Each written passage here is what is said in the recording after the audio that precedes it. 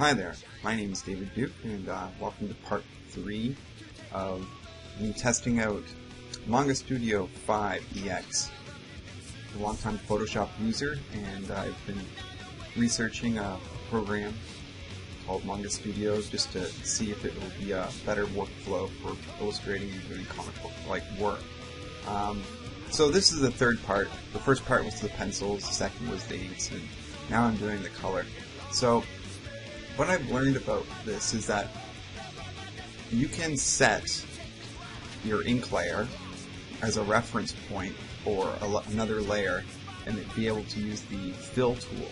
And the fill tool will essentially just go between the lines. Now, there's several different options to close the gap, but apparently my line work wasn't as good as I had hoped for closing things off, so in some areas I wasn't able to actually take advantage of this feature, but for the most part it's quick and easy and you can get your flat colors down really fast. I made a mistake when I was doing Wonder Woman, and I selected a wrong color I wanted for her skin, and this is a long way of correcting it, but I just decided just to paint back in and clean it up to be the actual color that I wanted.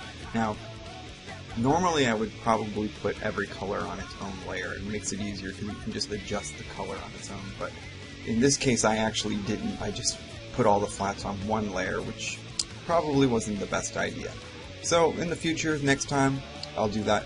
I'll put it all on a different layer.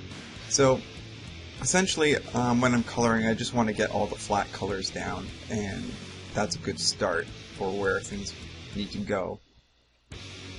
I was thinking about finishing it completely in Manga Studio, but then I decided I'm more comfortable using the tools in Photoshop for coloring, and so what I did was I saved the file eventually as a PSD, which you can do, a Photoshop document in Manga Studio, and when you open it up in Photoshop it retains all the layers. Vice versa as well, you can open up a Photoshop document in Manga Studio and it will also retain all the layers.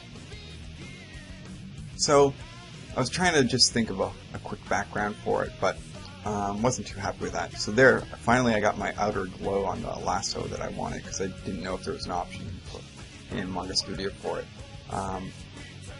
But in a sense I just wanted a nice kind of clear day sky almost for the background, just something not too busy that will get in the way of the actual drawing.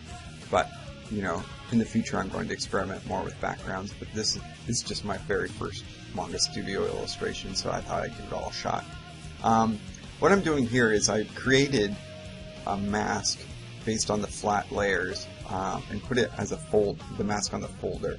Therefore, this way it'll never go outside the lines of the character. And then I put a 50% gray layer with an overlay, and I'm just using dodge and burn just to bring out the highlights and the shadows. Now, then I'll eventually, like right now, I just started a new layer and I just kind of splash in some other colors like this yellow.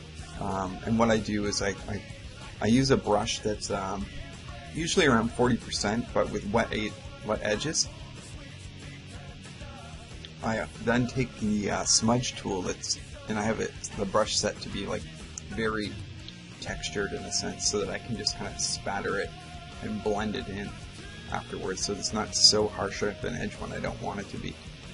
Sometimes I want a harsh edge, and I like the way the brush works when I'm doing it, and I have it set to wet edges because it gives like almost like an edge to the outline.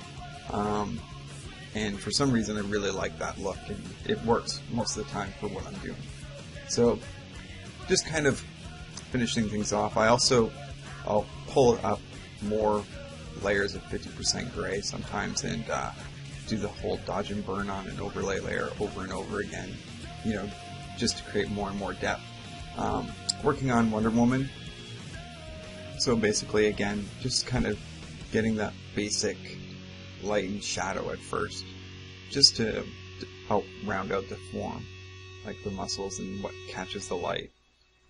I don't like to overly render females too much, because I find that like if you, for example, if you're in the inking stage and you're overly rendering her, it would probably make her look a lot older than what we want her to look. So I try not to do that. And same with color. I try to keep things a little bit more basic for them. But yeah, so here I am just moving around, just fixing areas and such. Eventually I took like a 10% white to bring out some highlights in like the red and the blue to show some of the edging for costume. I actually forgot to color the stars on her shorts, which I didn't record, but I did it later because they're meant to be like a white color as well. So I fixed that later in the final run. Skin's usually not just one color, so what I did was I just selected all her skin and I took a red brush, a slightly red skin tone, and just kind of brought it out in certain areas just to help give her flesh a bit of a better look. But I added an adjustment layer, and then I put some masks on it to change the lighting in a sense. This way I like to pull out the highlights and keep the shadows, and it gives a nice subtle look. But anyways, thanks for watching. Here's my final illustration of my first thing in Manga Studio. Take care. Bye.